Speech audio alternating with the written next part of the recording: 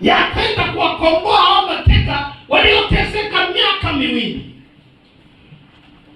Israeli ikafanya mpango, ikaenda ikawazidi maarifa wale.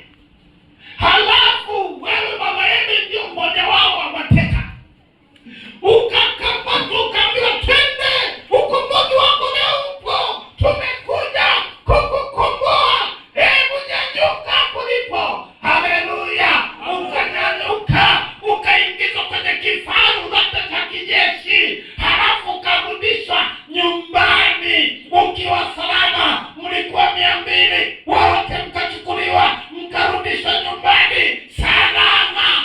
Wale ambao wamewachukua kutoka kwenye ngome za maadui, naona ya kwamba mtakuwa tayari kutii masharti yao.